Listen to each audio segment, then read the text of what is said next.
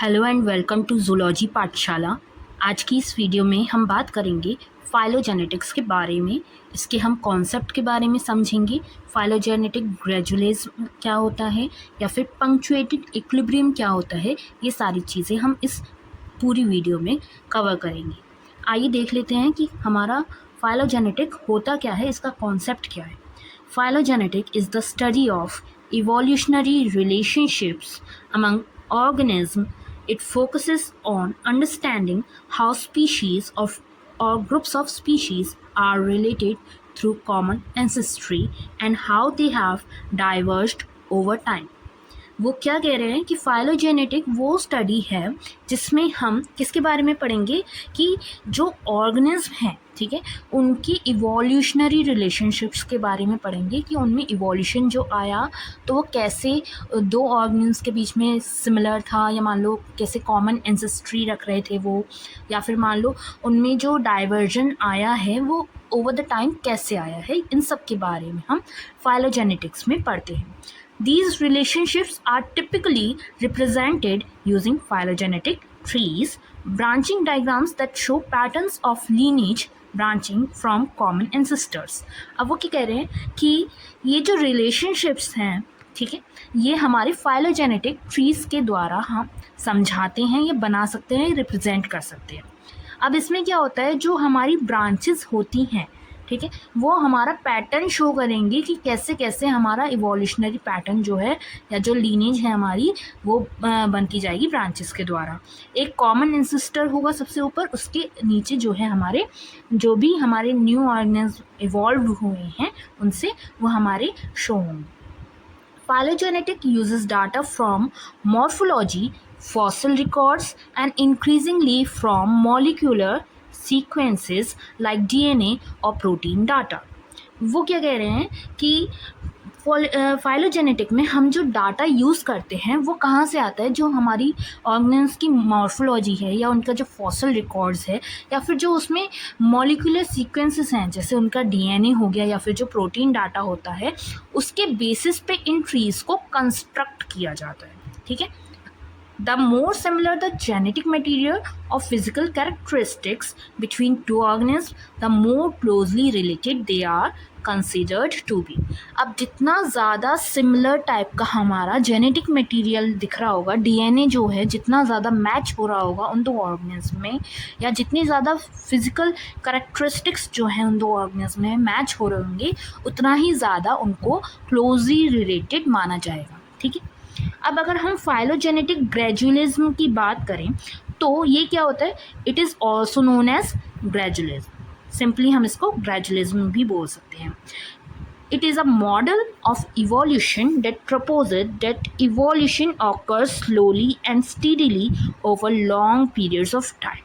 अब ये एक मॉडल है, ये एक कॉन्सेप्ट है जिसमें ये बोला गया है कि इवोल्यूशन जो है वो धीरे धीरे और स्टीडीली होता है, एक मात्रा में चलता जाता है लंबे समय तक के लिए, तब जाकर के कहीं एक नया ऑर्गेनिज्म या नया टाइप का कुछ हमें देखने के लिए मिलता है।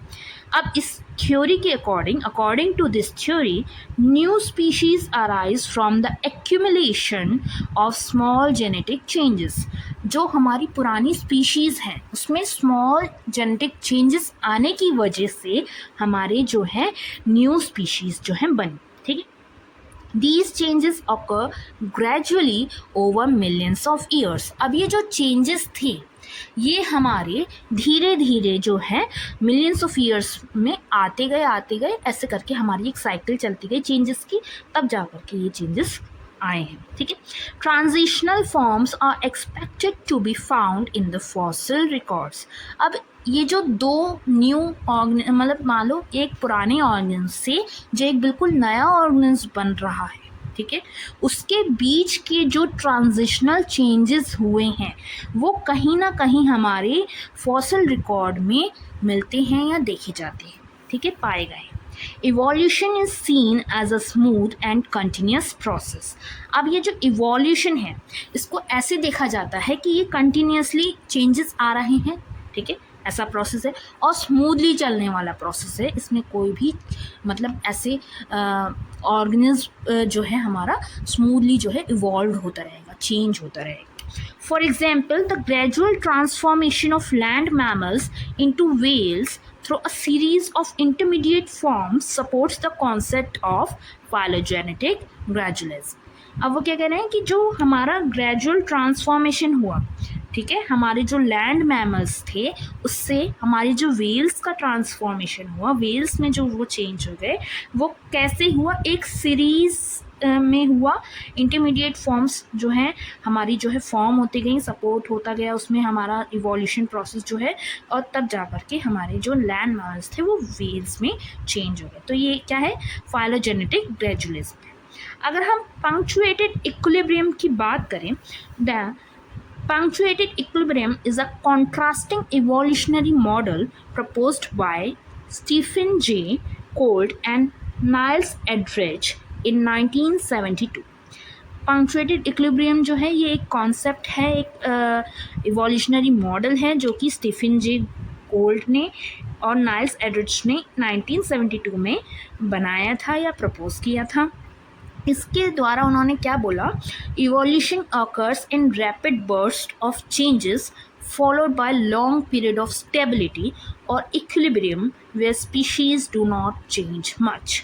अब वो क्या कह रहे हैं कि इवोल्यूशन ऐसा चेंज है जो बिल्कुल एकदम से रैपिडली होता है और लॉन्ग पीरियड ऑफ टाइम के लिए, जब वो ऑर्गेनिज्म जो है उसी स्टेट में, ठीक है, स्टेबल रह जाता है, इक्विलिब्रियम जो है उसमें आ जाता है, वो उसी स्टेट में, उसमें जो चेंज आया वो उसी स्टेट में रह गया, तब जो है कि ये पंक्चुएटेड इक्विलिब्रियम जो है स्टैब्लिश होता है।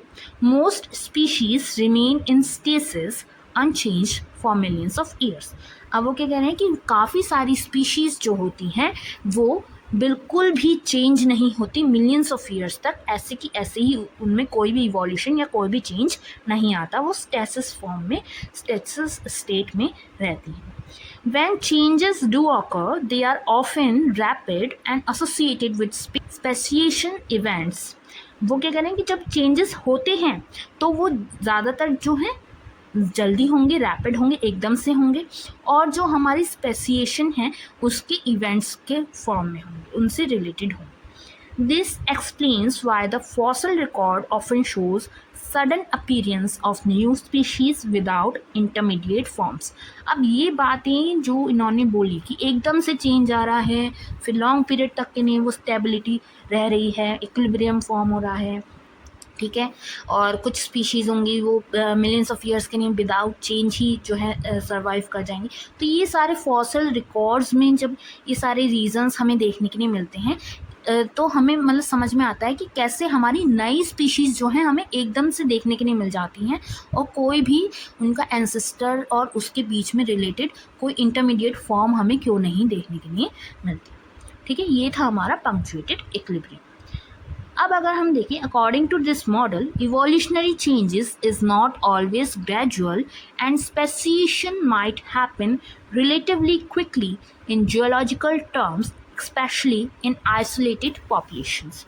अब वो क्या करें, इस मॉडल के मुताबिक अगर हम देखें तो इवोल्यूशनरी चेंज जो होता है वो हमेशा ग्रेजुअल नहीं होता, धीरे धीरे या मान लो स्टीडीली नहीं होता, वो हो सकता है कि वो एकदम से भी हो, और जियोलॉजिकल टर्म्स में अगर हम देखें तो वो बहुत ज़्यादा मतलब स्पीसीएशन जो है वहाँ की या जो वहाँ की पॉपुलेशन है उसके मुताबिक होता है, ठीक है। अगर हम इन सब में कंपैरिजन करें, कंपैरिजन देखें हम ग्रेजुअलिज्म और पंक्चुएटेड इक्विलिब्रियम में क्या है, तो देख लेते हैं। अगर हम फीचर्स की बात करें तो स्पीड ऑफ चेंज जो है हमारी ग्रेजुअलिज्म में वो स्लो रहेगी और कंटिन्यूसली हमारा इवोल्यूशन का प्रोसेस चलता रहेगा, लेकिन पंक्चुएटेड इक्विलिब्रियम में हमारा रैपिड बर्स्ट होगा, ठीक है, और लॉन्ग पीरियड ऑफ स्टेसिस के साथ में ही रहेगा।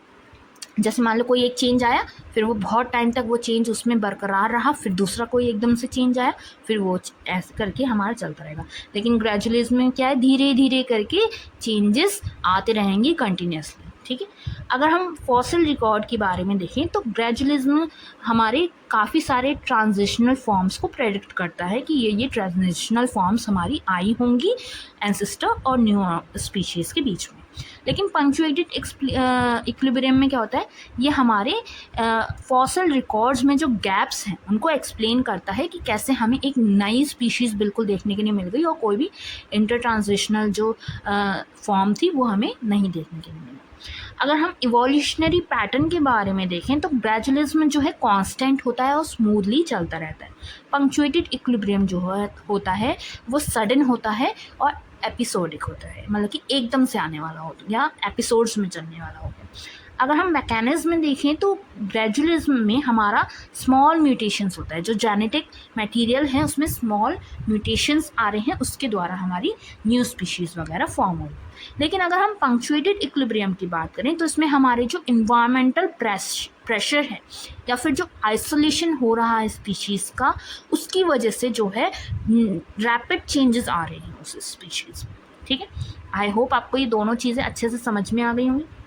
अगर हम आज की इस पूरे टॉपिक का कंक्लूजन देखें तो phylogenetics helps scientists trace the tree of life, understands the origin of biodiversity, and study how organisms are interconnected through evolution. वो क्या कह रहे हैं कि जो फाइलोजेनेटिक है ये हमारे साइंटिस्ट को मदद करता है कि वो किसी भी ऑर्गेनिज्म की लाइफ की हिस्ट्री ट्री वगैरह उसको देख सकें और कैसे हमारी बायोडाइवर्सिटी जो है ओरिजिन हो रहा है उसका, कैसे कैसे न्यू स्पीशीज़ आ रही हैं उनके बारे में स्टडी कर सकें, या फिर कैसे ऑर्गेनिज्म जो हैं आपस में इंटरकनेक्टेड हैं इवोल्यूशन के द्वारा, इसके बारे में पढ़ सकें। While phylogenetic gradualism emphasizes slow and steady change, punctuated equilibrium introduces the idea of rapid speciation events. अब वो क्या कह रहे हैं, जहाँ हमारा फाइलोजेनेटिक ग्रेजुअलिज्म जो है वो इस बात पे जोर डालता है कि जो इवोल्यूशन होता है वो स्लो और स्टेडी चेंज है, वहीं पे हमारा पंक्चुएटेड इक्विलिब्रियम ये आइडिया देता है कि इवोल्यूशन जो है हमारी जो स्पीशीज़ में इवेंट्स आ रहे हैं वो रैपिडली चेंजेस वाले इवेंट्स आ रहे हैं, एकदम जो है चेंजेस आ रहे हैं। Both models together provide a more complete understanding of the pace and pattern of evolution. अगर हम इन दोनों मॉडल्स के मुताबिक अगर हम किसी स्पीशीज़ की इवोल्यूशन पैटर्न के बारे में पढ़ें तो इसको हम और अच्छे से और मतलब कि बढ़िया तरीके से उसके पेस को और उसके पैटर्न को, इवोल्यूशन पैटर्न को समझ सकते हैं, पढ़ सकते हैं। तो यही था हमारा आज का टॉपिक फाइलोजेनेटिक्स। अगर आपको ये टॉपिक पसंद आया हो और आपको इस टॉपिक से रिलेटेड या कोई भी और टॉपिक के ऊपर नोट्स चाहिए हो तो आप मुझे कमेंट करके बता सकते हैं। Please like, share and subscribe my channel. Bye bye.